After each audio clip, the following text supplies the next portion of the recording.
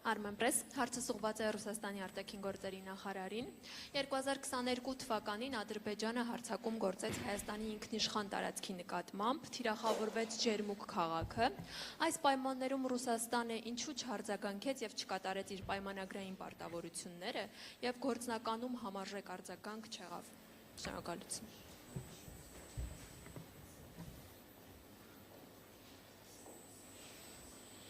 Я не знаю, что вы называете соответствующей реакцией. Реакция, которая отвечала нашим обязательствам. Մեր պարտավորություններից փոխող արձագանքը, որը համապատասխանում էր հապկում Հայաստանի հետ մեր պայմանագրային պարտավորություններից, այդ արձագանքը եղավ անմիջապես առաջնախումբը, առաքելությունը իրավիճակին ծանոթանալու համար փաստահավաք, այսպես ասած, առաքելությունը հապկի գլխավոր քարտուղարի ղեկավարությամբ միանգամից ուղևորվեց դեպքի վայր, ներկայացրեց օպերատիվ զեկույց, կոնկրետ եւ պրակտիկ առաջարկություններով այն մասին, որ պետք է հապկի դիտորդների առաքելություն ուղարկել այնտեղ իրավիճակը կայունացնելու համար, դիտորդների թիվը նախանշվեց իրենց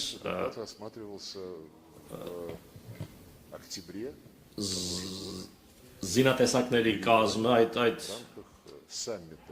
հարցը քննարկվեց նույն տարվա հոկտեմբերին Երևանում հապկի գագաթնաժողովի ընթացքում, դրանից առաջ եղել էր կառավարությունների հանդիպում, աշխատում էին արտգործնախարարները եւ պաշտպանության նախարարներն այդ ուղղությամբ, աշխատում էին երկար, իրենք էին խմբագրում այդ առաջարկությունները, որոնք հապկի կառավարության կողմից ներկայացվեցին, Սամվելի Միրզոյանի նախագահությամբ եւ վերջում մենք հասանք կոնսենսուսի ամբողջ տեքստի վերաբերյալ եւ առավելության տեքստը ներկայացվեց պետությունների կառավարությունների ղեկավարների քննարկմանը, բայց այդ իրավիճակում արդեն տեքստ համաձայնեցված տեքստը տարբեր պատճառներով հայկական կողմն առաջարկեց հետաձգել, կոնսենսուս չեղավ, մենք համաձայնեցինք, տվեցինք մեր համաձայնությունը եւ որոշ ժամանակ անց արդեն հայտարարվեց նոյեմբերին 2022-ի հայտարարվեց Եվրամիության առաքելության մասին եւ Պրահայում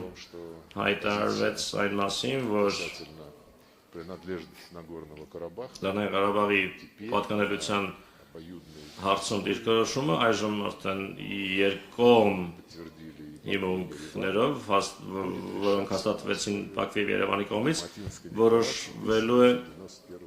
91 թվականի Ալմատիի հռչակագրի հիման վրա, որի համաձայն Լեռնային Ղարաբաղի ինքնավար մարզը Ադրբեջանի մաս է։ Դա բավական անակնկալ անսպասելի էր, որովհետև 20 թվականի նոյեմբերին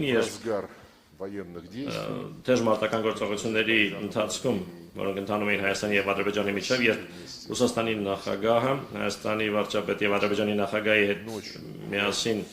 գիշերը բառացիորեն անձամբ խմբագրեցին պայմանավորվածության տեքստը, հրադադարի մասին պայմանավորվածության տեքստը, այդ փաստաթղթում Լեռնային Ղարաբաղի պատկանելիության հարցը գիտակցաբար թողնվել էր փակագծից դուրս, ջենտլմենական պայմանավորվածություն կար այդ հարցում, որ Ղարաբաղի հարցը ենթակա երկրների միջև հետագա համաձայնեցման, բայց տեղի ունեցավ այնինչ տեղի ունեցավ, ուստի հավանաբար միշտ կարելի է, ես չեմ վիճարկում մեր հայ բարեկամների հնարավորությունը քննադատություն հնչեցնելու այն ժամանակ ինչ-որ մեկի ցուցաբերած դիրքորոշման կապակցությամբ, բայց ես նշեցի, թե ինչ ենք մենք արել, իսկ ավելի խորը ընկալման համար, իրավիճակն ավելի խորապես հասկանալու համար, իհարկե հիշեցի, որ մեկ տասնամյակից ավելի երկար տևել են բանակցությունները, որոնք Երևանի նախկին վարչակազմերի մասնակցությամբ տարվել են եւ մի քանի անգամ ասվել է, որ ահա հասել ենք պայմանավորվածության, բայց հետո այդ պայմանավորվածությունները փլուզվում էին, այո, կարելի է քննադատել, բայց չեն քննադատում նրան, ով ոչինչ չի անում, իսկ մենք հենց փորձում ենք, ջանք ենք գործադրում։